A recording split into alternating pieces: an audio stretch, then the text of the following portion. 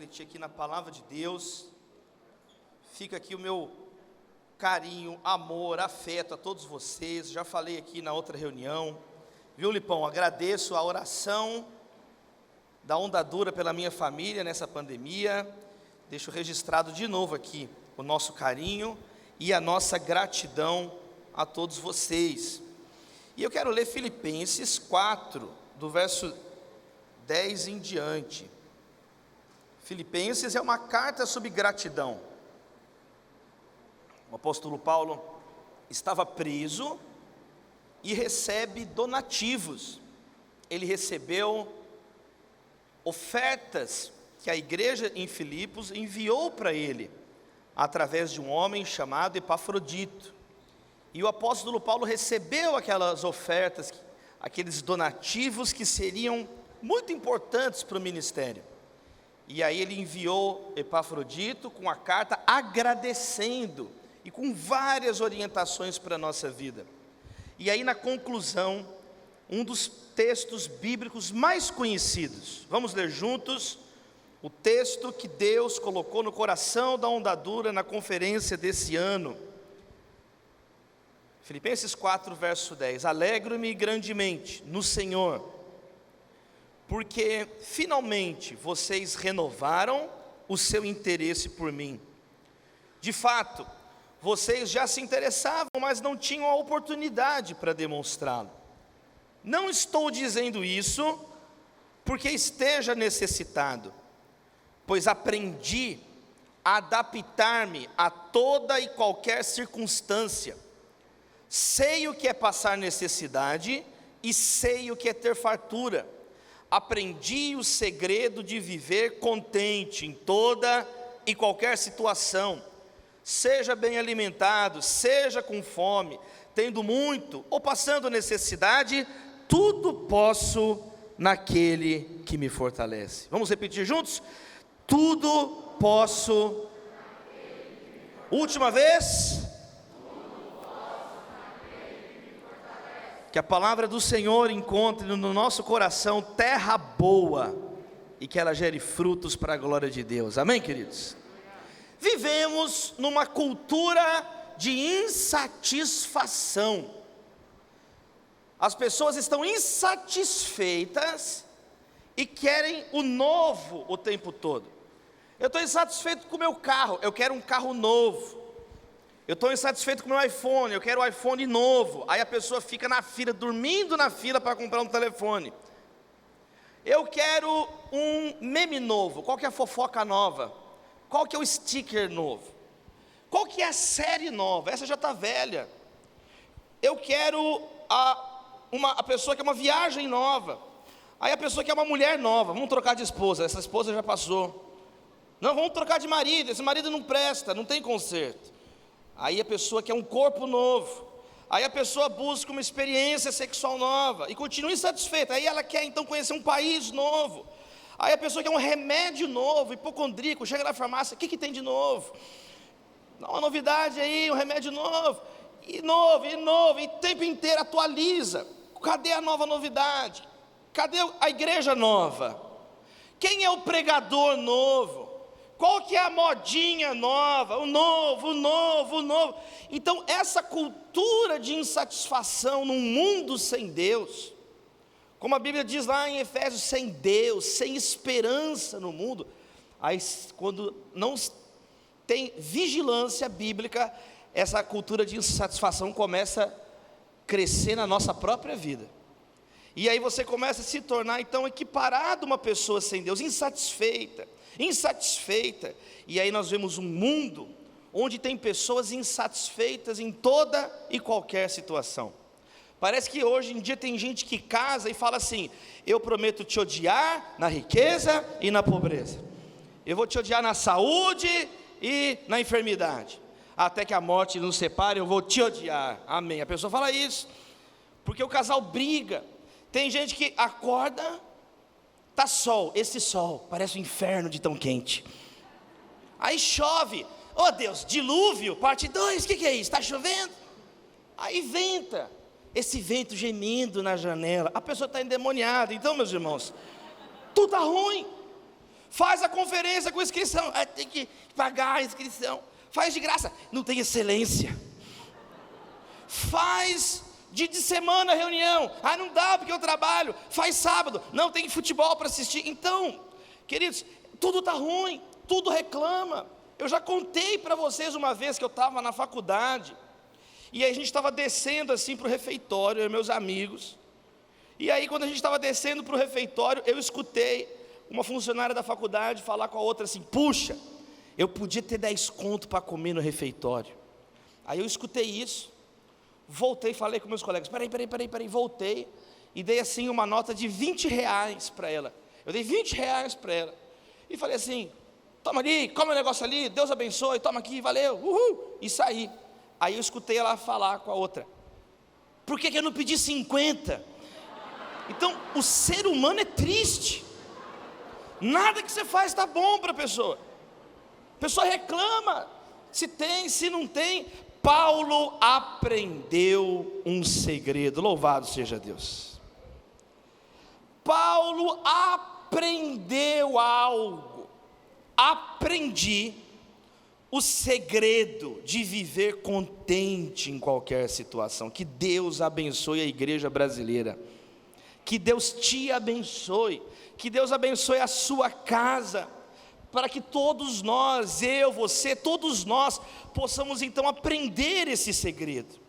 Olha que interessante, é um aprendizado. Ser satisfeito não é algo automático. Ter esse contentamento não é algo natural, é algo que você precisa desenvolver.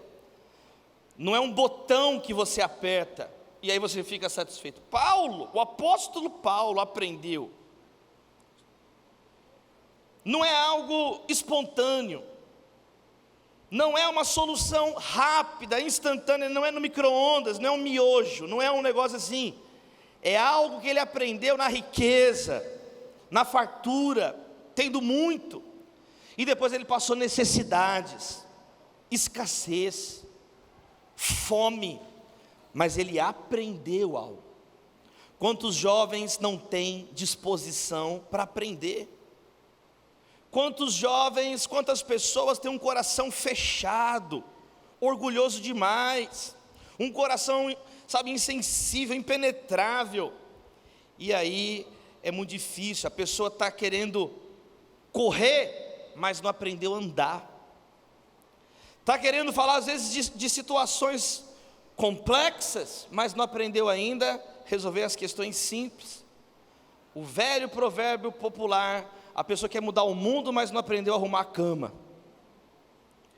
E aí Paulo está mostrando um caminho diferente. Para ter contentamento tem que ter um coração ensinável, um coração aberto, um coração humilde, para deixar de ser essa pessoa insuportável, chata, que reclama o tempo todo. Você, ao invés de ficar culpando tudo, todos, parar um pouco, respirar e começar a extrair lições das experiências que você está vivendo nesse período difícil, que todos nós estamos vivendo nesse período difícil.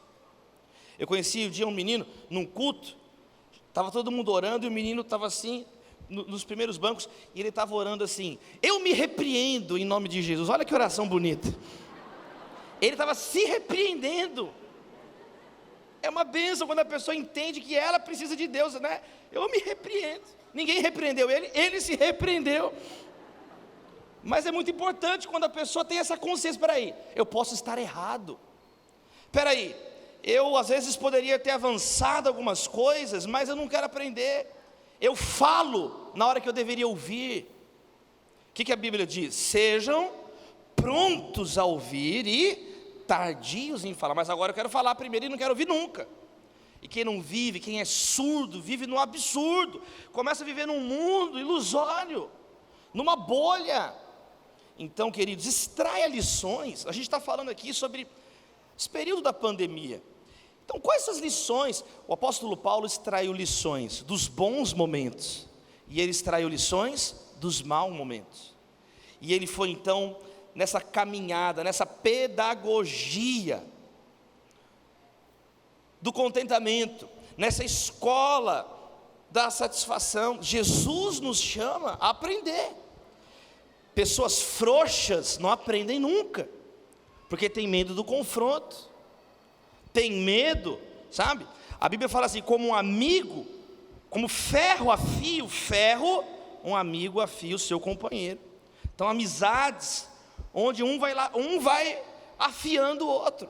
Peraí, está errado isso, peraí, isso está certo, você não deveria fazer isso, você poderia fazer aquilo, e aí vai afiando o outro. Agora tem pessoas que fogem do confronto, a pessoa é de açúcar, ela derrete, a pessoa não pode falar nada que ela desmonta, começa a chorar, faz beicinho, acha ruim, e aí não tem tratamento. Uma vez, Jesus estava ensinando, e Jesus falava a verdade, eu sou o caminho, a verdade e a vida, arrependam-se porque está próximo o Evangelho, está próximo o reino de Deus, esse é o Evangelho de Jesus, a boa nova. Estava falando agora aqui com o Iago, antes da boa nova tem a má nova. Qual que é a má nova? Nós estamos perdidos sem Deus. Só que hoje você não pode falar isso, que a pessoa ficou ofendida. Não, você é pecador fóbico, você fala mal dos pecadores. Não pode falar, mas a Bíblia fala que todos são pecadores. Céus e terra passarão, mas as minhas palavras não passarão. Toda a escritura é inspirada por Deus. Então Jesus estava pregando, Jesus estava falando, e aí parte da multidão falou assim: dura é essa palavra, dura é essa palavra. E sabe o que eles fizeram? João capítulo 6, verso 66, é o famoso verso 666 da Bíblia.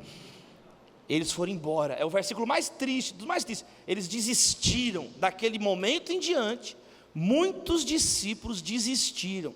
E o mais interessante é a reação de Jesus, porque Jesus, ele não faz assim: não, volta aqui pessoal, por favor, não voltem. Jesus é muito engraçado, porque ele vira para os que ficaram: vocês não vão embora também? Jesus vira para os que ficaram: e vocês vão ficar aqui olhando aqui, com essa cara aqui, Pedro? O que está olhando, Pedro? Sai daqui, aproveita, está todo mundo indo embora. Jesus nunca deixou nenhum cristão enganado. Ele falou: o caminho comigo aqui é estreito, o caminho largo é para lá, comigo o caminho é estreito. Quem quer me seguir tem que calcular o preço, para não ser como um homem que vai construir uma torre e não tem dinheiro para terminar a torre, vão rir dele, é uma torre de Babel inacabada, é motivo de zombaria. Então Jesus nos chama para sentar e calcular o preço, sentar e refletir. A vida cristã é algo sério, é isso que Paulo está dizendo. Ele diz: eu aprendi, coragem para aprender. Hoje há tantas possibilidades, cursos na internet, aqui na Onda Dura, tem tantas possibilidades, mas às vezes falta apetite, a pessoa não quer aprender, está na pandemia, só reclama, só vê problema. E Paulo está falando, enquanto tinha gente lá reclamando, eu estava aprendendo lições para ser satisfeito em Deus, para ser uma pessoa contente, para ser uma pessoa ligada a Deus. E aí ele aprendeu um segredo. É muito interessante que a palavra utilizada aqui é a palavra memiemai, que é: eu fui iniciado num mistério. O apóstolo Paulo usa até mesmo de modo irônico uma palavra que era utilizada para uma pessoa que era iniciada numa coisa secreta que ninguém tinha acesso, em algo desconhecido. Porque parece que é tão desconhecido até os dias de hoje, que é possível ser feliz apesar das circunstâncias. É possível ter um coração alegre, cheio de Deus, apesar da política no Brasil, apesar de todos os problemas, é possível. Então por isso que Paulo diz: eu aprendi, eu fui iniciado no mistério. E qual que é esse mistério? A satisfação ultra circunstancial. Ser feliz apesar, acima das circunstâncias. Isso é muito interessante, porque Paulo está falando de satisfação. Então, ele não está falando da pessoa resignada. Paulo não está falando assim: eu desisti de tentar, então eu sou feliz com o que tem, estou aqui. Não é isso. Sabe por quê? Porque o próprio Paulo vai dizer lá em 1 Coríntios 7:21, aquele que é escravo e tem a chance de ser livre, agarre essa chance. Você tem a oportunidade de fazer um intercâmbio, aprender um idioma, vá nesse intercâmbio e aprenda esse idioma. Você passou numa faculdade, você tem condições de terminar essa faculdade, termine essa faculdade, faz o mestrado, doutorado para a glória de Deus, amém, queridos? Você tem a chance de empreender num negócio, você tem amigos, você tem uma sócia ali, querida, então você tem uma boa ideia, tem um investidor, aproveite. Paulo diz, aquele que é servo, escravo, e tem a chance de ser livre, aproveite para a glória de Deus, trabalhe para sustentar a família, para repartir com quem tem necessidade. Efésios capítulo 4 vai dizer o quê? Aquele que furtava, não furte mais, antes trabalhe com as próprias mãos, para que tenha o que repartir com o necessitado. Então, satisfação que Paulo está falando, não é resignação, não é desistir, não, então vou contentar aqui com o que tem, está bom desse jeito, não é isso que Paulo está falando. Quantos estão entendendo, amém, queridos? Não é isso que ele está falando. Ele também não está falando sobre fugir da realidade. Então eu estou feliz aqui, vou fingir que não existe problema nenhum no mundo, e viver numa fantasia, viver numa ilusão. Efésios 5 vai dizer o quê? Não se embriaguem com vinho que leva à libertinagem, mas enchei-vos do Espírito. O tempo inteiro a fé cristã nos ensina a lucidez, a sobriedade. O cristão é ensinado nas páginas das Escrituras a enfrentar a vida real, sem entorpecer a mente, sem fugir da realidade, igual avestruz, colocar a cabeça no laptop, colocar a cabeça dentro do Netflix. Não é isso que a Bíblia ensina. Você fingir que os problemas não existem, não é isso. Paulo estava lá preso, Paulo estava lá com as dificuldades, encarando, e ainda assim, satisfeito. Quem recebe essa palavra, amém, queridos? Então, não é resignar, não é fingir que o problema não existe, é muito mais profundo. Não é o estoicismo, não é aquela filosofia de vida que vai dizer, não, eu tenho a força parte de dentro de mim, eu consigo o que eu quiser, e a pessoa fica, falando um monte de coisa, nada com nada, e acredita que a força está nela. Não é nada disso. É o quê? É uma fé madura em Cristo Jesus, que vai gerar então satisfação. Eu fiquei ouvindo aqui esse vídeo, em 20 anos pregando a palavra, eu conheci muitas pessoas. Eu conheci pessoas, por exemplo, que elas não tinham nada e era uma bênção. Amava Deus, oravam, aí prosperaram, aí abandonaram Deus. Prosperaram e aí esqueceram de Deus. Tinha um homem na nossa igreja, lá no período que eu era de Belo Horizonte, da igreja Batista Getsemane, tinha um homem, que esse homem, ele tinha um mercado, e ele convidou o pastor da nossa igreja para ir lá orar nesse mercado. E quando o pastor chegou no mercado, estava escrito assim, Jesus Cristo é Senhor, Deus é fiel, na parede assim. E aí o pastor achou muito interessante, que legal, olha só, ele colocou do tamanho da parede, falando de Jesus, e aí orou lá no mercado, orou com aquela equipe que estava ali. No ano seguinte virou um supermercado, e novamente o pastor foi chamado para ir lá. Legal, chegou lá no supermercado, e aí tinha uma plaquinha menor assim, para Deus nada é impossível. Mas então uma plaquinha assim, e agora era um supermercado, e aí o pastor orou, que bênção, irmão, Deus abençoe aí, vai ser um ano abençoado, que livre de acidentes, que Deus abençoe, que seja um ano muito produtivo aí e tal, para a glória de Deus. No terceiro ano, virou uma rede de supermercados lá em Minas Gerais, virou uma rede, e aí o pastor da igreja foi novamente, e aí agora um monte de funcionários, um monte de colaboradores, e aí agora já, aquele homem que antes colocava o nome de Jesus, tinha uma placa, aí não tinha nome de Jesus, não tinha placa.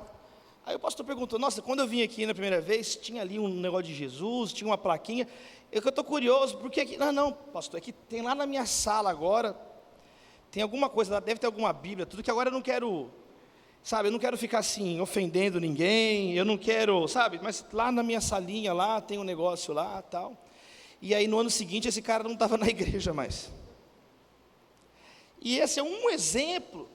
Lipão está aqui, poderia contar quantas pessoas são assim. Elas eram pessoas de Deus, elas eram pessoas simples, eram pessoas que amavam a Deus, mas aí começaram a prosperar, começaram a melhorar, começaram a ter o que Paulo chama de fartura, e aí começaram a confiar no próprio braço. começaram a ficar cheias das próprias realizações. Agora, eu já conheci gente que é o contrário. Já conheci gente que tinha muitos recursos e aí perdeu tudo. Uma lavoura que é destruída por uma geada, uma situação difícil que alguém fica doente na família e aí perde, e aí como Jó, que perdeu tudo de uma vez, e aí a pessoa que era uma bênção, aí a pessoa perdeu tudo e abandonou Jesus. Onde está Deus? Porque Deus deixou isso acontecer comigo. Onde está Deus agora? E aí a pessoa esqueceu Deus. O que a Bíblia está nos ensinando aqui é que com pandemia, sem pandemia, a nossa fé, a nossa satisfação, a nossa bem-aventurança está em Cristo Jesus. É não ser essa pessoa refém das circunstâncias. É nenhum de nós se tornar como menino, levado de um lado para outro por qualquer vento de doutrina. O que o último fala é isso, o que o outro vai, e não é uma pessoa com raízes, não é uma pessoa com alicerces. Como dizia o poeta o Jorge Luiz Borges, meu autor predileto, ele falava que as pessoas são como panquecas, todas mudam de lado. Os seres humanos, eles mudam de lado, com muita facilidade, com muita tranquilidade. Paulo aprendeu um segredo: estar satisfeito a despeito das circunstâncias. Então a grande pergunta é como, Paulo? Como? E ele responde: porque eu tudo posso naquele que me fortalece. O apóstolo Paulo, ele não diz assim: eu tudo posso por causa de Gamaliel. Ele não fala assim: eu tudo posso porque eu fui educado pelo rabino mais celebrado da minha geração. Ele não apela para o diploma dele, ele não fala: eu tudo posso porque eu tenho um diploma, porque eu tenho cursos, eu tudo posso porque eu fui chamado para debater com os filósofos estoicos e epicureus em Atenas, e depois ainda falei no Areópago para a cidade inteira. Eu tudo posso por causa de Gamaliel. Ele não disse isso. Paulo também não disse assim: eu tudo posso porque eu trabalho, eu sou fabricante de tendas, e eu tenho um negócio com Áquila, com Priscila, e eu tudo posso porque eu trabalhei e conquistei pelo meu mérito, meu dinheiro, e não fui peso para ninguém, e eu sou um trabalhador, então eu tudo posso porque eu sou um homem digno que trabalha, e ninguém pode falar comigo, e ninguém... Já viu gente que dá chilique assim? Quem é você para falar comigo? Eu trabalho, eu pago minhas contas. Ele não dá chilique, Paulo. Ele não diz: eu tudo posso porque eu sou um empreendedor, eu tudo posso porque eu construí tudo isso. Ele não diz nada disso. Ele também não diz assim: eu tudo posso por causa da minha rede de contatos. Porque uma vez Paulo estava numa cidade, ele estava num teatro de Éfeso, e queriam matar Paulo, mas está escrito que Paulo tinha amigos entre as autoridades da cidade. Em vários locais que Paulo passa, ele tem conhecidos, as pessoas conheciam Paulo. Ele tinha relativa fama, relativa rede de contatos significativa, mas ele não diz assim: eu tudo posso porque sou articulado, eu tudo posso porque conheço todo mundo, eu tudo posso porque eu conheço do mais simples ao mais letrado, como ele vai dizer lá para Agripa em Atos 26, ele fala assim: eu prego tanto ao mais simples quanto ao mais letrado, mas ele não diz: eu tudo posso por causa da minha articulação, porque eu tenho uma rede de contatos, porque eu tenho um telefone de todo mundo, aqui ó, eu tenho ele no WhatsApp, olha aqui, olha a minha conversa. Ele não diz isso, ele não diz: eu tudo posso porque eu tenho cidadania romana.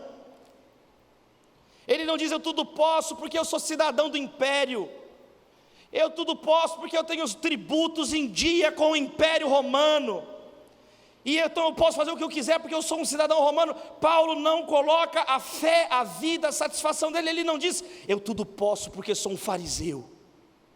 Ele não diz isso. Eu tudo posso porque eu confio em mim, porque eu sou zeloso. Eu tudo posso porque ele diz assim, Paulo: na minha idade ninguém me superava no farisaísmo. Ele fala isso, mas ele não diz que ele tudo pode porque ele era o melhor fariseu de todos. Ele não diz isso. Ele não diz: eu tudo posso porque sou um fanático, eu tudo posso porque eu devastava a igreja, Eu tudo posso porque eu sou tão convicto que eu humilho a pessoa que pensa diferente de mim. Olha como eu sou bonzão. Eu tudo posso porque sou um fanático religioso, um fanático farisaico. Ele não diz isso. Eu tudo posso porque eu subjugo os que pensam diferente de mim. Pelo contrário, ele diz: miserável homem que sou. Miserável homem que sou. O apóstolo Paulo, ele não diz em lugar nenhum que ele coloca a fé dele em si próprio, mas ele diz: eu tudo posso naquele que me fortalece. Eu tudo posso em Cristo. Não apenas aqui em Filipenses, mas em vários textos bíblicos Paulo vai dizer isso. Ele diz lá em Efésios capítulo 6 verso 10: fortaleçam-se no Senhor e no seu forte poder. Ele diz em 1 Timóteo capítulo 1 verso 12: dou graças a Cristo Jesus nosso Senhor, que me deu forças e me considerou fiel, designando-me para o ministério. O apóstolo Paulo coloca a fé dele em Cristo. Quer ser alguém feliz, satisfeito, contente, tendo muito, não tendo nada, na fartura, na pandemia, no lockdown, no deslockdown, no trilockdown? Coloque a tua vida em Jesus. Não construa a tua vida na areia da política, na areia da ideologia, na areia das filosofias humanas. Construa a tua casa na rocha. Esteja arraigado e alicerçado no amor de Cristo Jesus. Ele é o amigo que não muda. Ele é o nosso porto seguro. É Cristo Jesus. O pastor John Stott, ele diz isso no livro Cristianismo Básico. O maior problema do mundo não é político, por isso que Deus não enviou um conquistador. O maior problema do mundo não é econômico, por isso que Ele não enviou um banqueiro para dar dinheiro para todo mundo. O maior problema do mundo é espiritual, então Ele enviou Jesus para morrer no nosso lugar, um Salvador. O nosso maior problema é espiritual, nós somos pecadores, nós estamos alienados e afastados de Deus, mas graças a Deus por Jesus que vai nos reconectar com o Pai. Jesus nos chama para Ele. Jesus não fala para você ir para a igreja, Ele fala: vinde a mim. Se você ir a Cristo, você vai para a igreja. Jesus não fala para você ir para o Pai, Ele chama para você ir para Ele. Eu sou o caminho, a verdade e a vida, ninguém vai ao Pai a não ser por mim. Jesus nos chama para Ele. Ele diz: sigam-me e eu farei de vocês pescadores de almas. Sigam-me. Foi a primeira mensagem que eu preguei aqui na Onda Dura, Lipão, há 209 anos atrás. Conjugue o verbo Jesus. Ele chama uma escola de discípulos, de pessoas humildes. Qual que é o problema? Tinham muitos mestres da lei, tinham muitas pessoas cheias de si, mas Jesus veio chamar os aprendizes da graça, os discípulos, pessoas simples. O Evangelho é um movimento de aprendizado e Cristo é o Senhor. Nós precisamos de Cristo, queridos. Hoje em dia tem coisas estranhas. Hoje em dia tem café descafeinado. Para quê? Existe leite sem lactose. Daqui a pouco eles vão inventar o pão desponzado. Mas nunca vai ter cristianismo sem Cristo, amém, queridos? Nunca vai ter. Aplauda Jesus direito, então. Dá um glória a Deus, Onda Dura. Dá um aleluia. Nós então temos que ser aqueles que dizem na pandemia: Cristo, logo existo. Nós vivemos em Cristo, Ele habita em nós. É isso que Paulo está falando. 100% confiante, tudo posso, mas 100% dependente naquele que me fortalece. Essa é a nossa vida, essa é a nossa esperança, esse é o nosso alvo. É assim que nós somos. Ele está dizendo então: tudo posso naquele que me fortalece. A igreja é uma caminhada confiante e dependente. Por quê? Porque Deus pode te dar forças, Ele pode te fortalecer. A fé cristã, mais uma vez, não ensina você a fugir do problema, mas ensina que Deus vai te capacitar para a glória dele. E agora eu quero dizer uma coisa para vocês, que é muito comum nós pensarmos em dias de crise. É muito comum esse pensamento, às vezes pode se tornar uma gota de ácido na nossa mente e corromper nossas atitudes, ações, que é assim: eu estou passando algo acima das minhas forças. Não. Essa é uma convicção que a Bíblia coloca diante de nós. Deus nunca vai te provar, nunca vai exigir de você algo que Ele não capacite você de realizar pelo Espírito Santo. Jesus ensinou que quem faz isso são os fariseus. Mateus 23, ai dos fariseus, hipócritas. Por quê? Porque eles colocam julgos pesados demais nos outros. Os fariseus colocam julgos que as pessoas não podem carregar. Isso é algo que um pai nunca pode fazer com o filho, com a filha. Eu nunca posso chegar para minha filha, para Maria, e exigir dela uma coisa que ela não tem capacidade de fazer. Porque se eu fizer isso, eu estou agindo como um demônio, eu estou agindo como um anticristo. Quantos estão entendendo? Isso é muito sério, meus irmãos. Agora eu quero dizer algo para você, porque às vezes você tem um comportamento assim com você mesmo.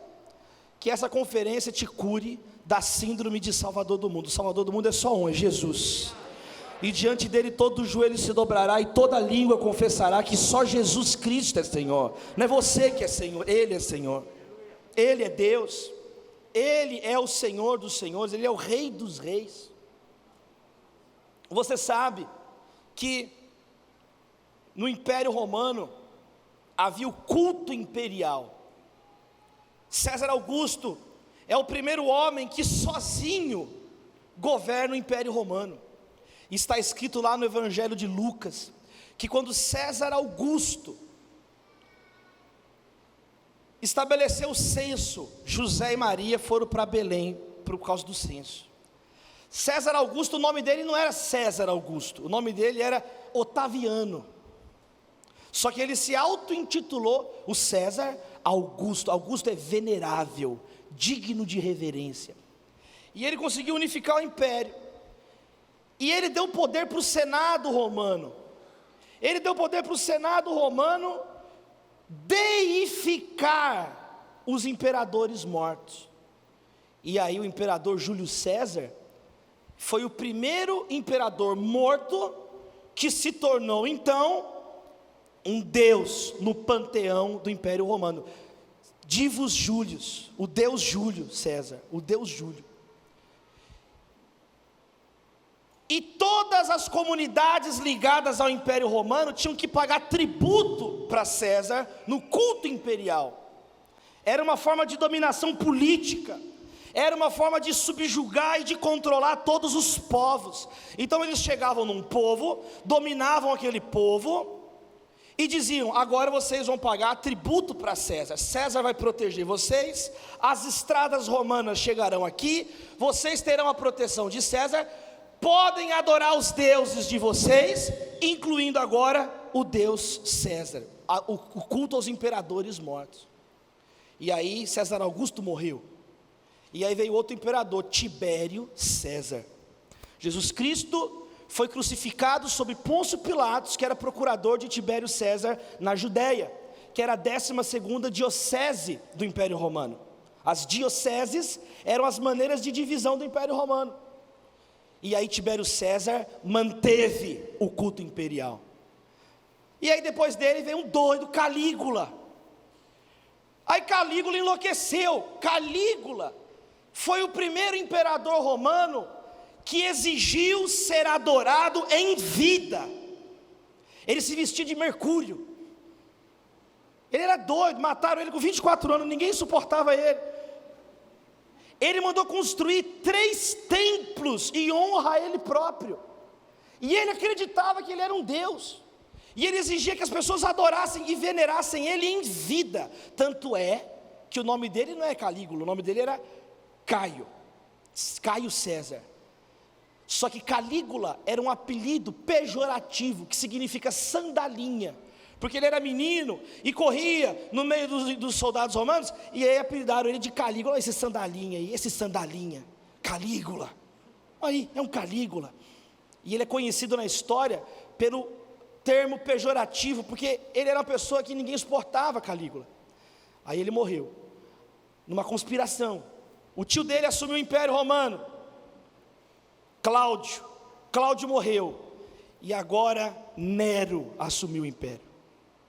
O imperador Nero, que começou a esboçar a primeira forma de perseguição aos cristãos, porque agora tem um povo que diz: Cristo é Kyrios, Cristo é Senhor. E aí o imperador chegava: tudo bem, Cristo é Senhor, mas César é Kyrios também, vamos pagar o tributo para ele. Não, tributo a César o que é de César, mas a Deus o que é de Deus. Jesus nos ensinou a cumprir as obrigações, mas Ele nos ensinou que só Ele é digno de honra, glória, louvor, majestade pelos séculos dos séculos. Não, vocês não entenderam. Se vocês têm que pagar o tributo e prestar culto a César. Não, é somente a Cristo que nós servimos, só Cristo é Senhor. Se você confessar com a sua boca que Cristo é Senhor e crer no seu coração que Deus o ressuscitou dentre os mortos, você será salvo. E aí os cristãos começam a ser massacrados, porque eles não se ajoelhavam diante de César. Eles foram chamados a serem bons cidadãos, eles foram chamados a ser, pessoas honestas, íntegras, que cumprem com as suas obrigações. Romanos capítulo 13 nos ensina de um modo tão didático, tão simples: a honra a quem honra, tributo a quem tributo. O cristão deve amor para todas as pessoas, não devam nada aos outros a não ser o amor.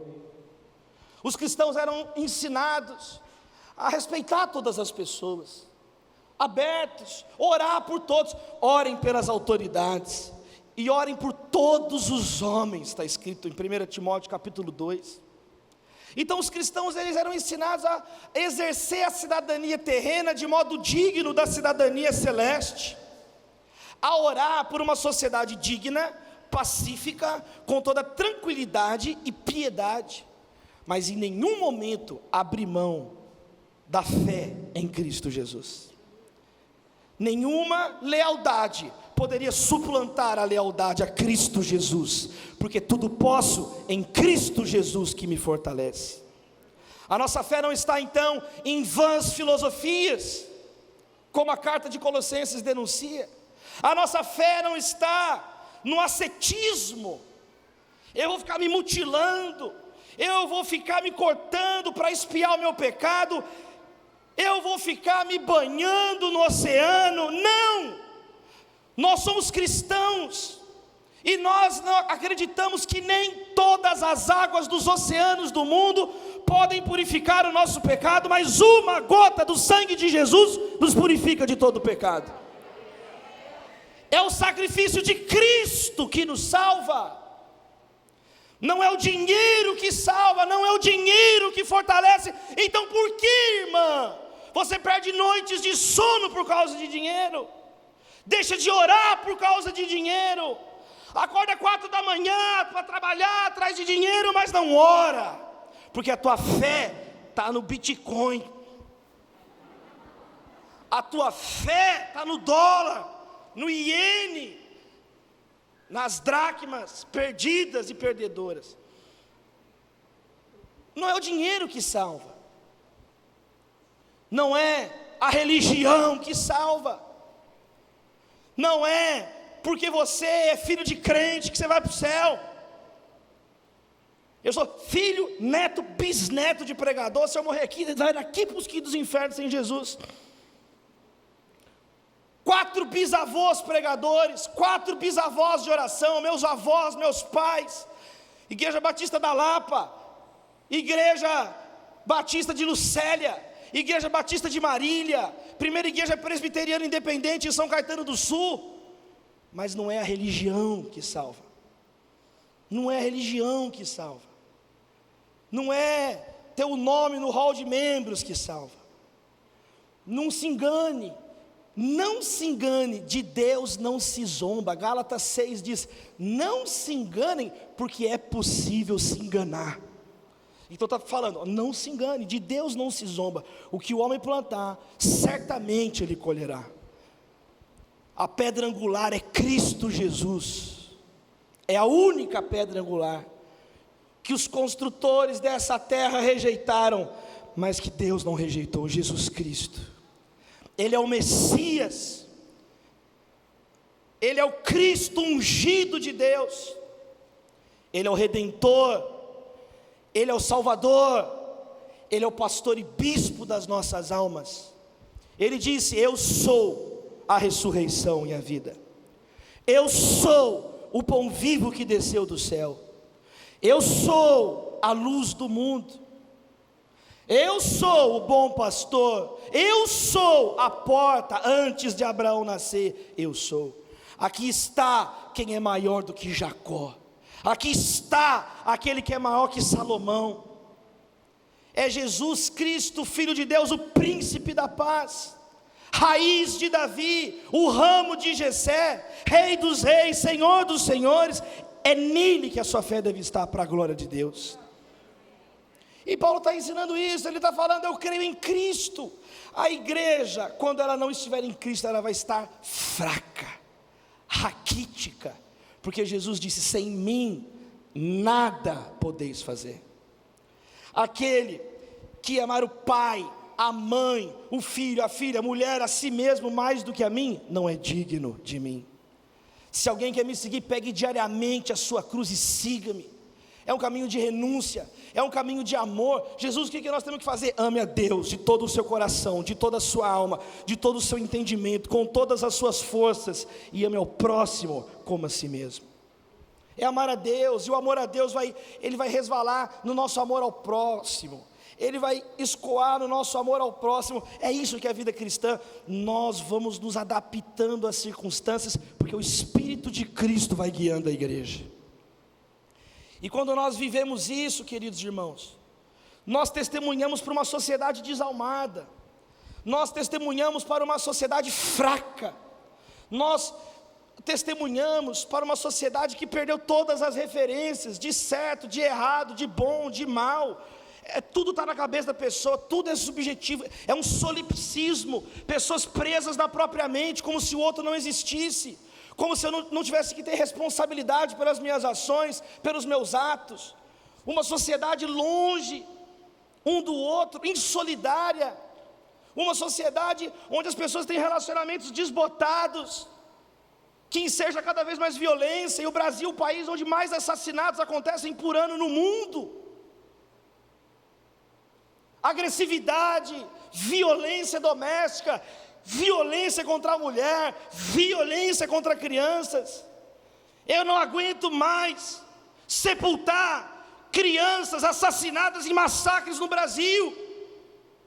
Há 10 anos atrás, no Realengo, em Goiânia, o filho do pastor Leonardo Calembo, meu irmão, morreu com 12 anos.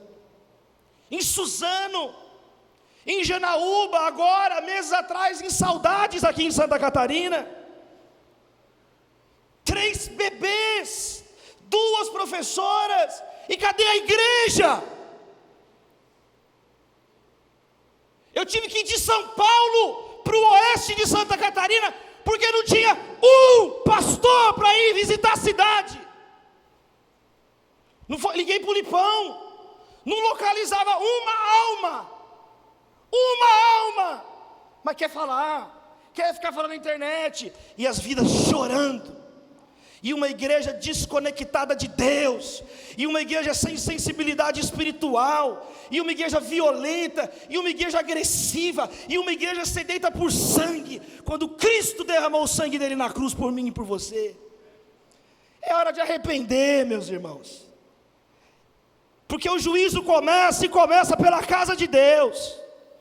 Ou nós cremos em Cristo, ou Cristo é o nosso Kyrios, ou Cristo é o nosso Senhor, ou nós dizemos, tudo posso naquele que me fortalece, ou somos uma igreja de meninos, levados de pandemia em pandemia, de peste em peste, de praga em praga, que não salga, que não ilumina, que não perfuma, que não é, sabe, o fermento de Deus na terra. Está na hora da igreja brasileira acordar. Nós temos que ser o sal dessa terra verde e amarela. Que vergonha o Brasil. Ano que vem, 200 anos de independência. Um país cheio de possibilidades, mas completamente desorientado, preso em picuinhas, sem capacidade de superar impasses elementares. E o que a igreja tem a ver com isso? Tudo. Porque nós somos o sal da terra. Você é o sal da terra. Você está sendo chamado para brilhar a luz de Cristo na sua família nesse dia, na sua escola. Sabe, tem alguém que ninguém conversa, vai lá e conversa com ele. Você é um cristão antes de tudo. Você tem a mente de Cristo. Você não pode ver essa injustiça e ficar quieto, querido. Como Agostinho disse.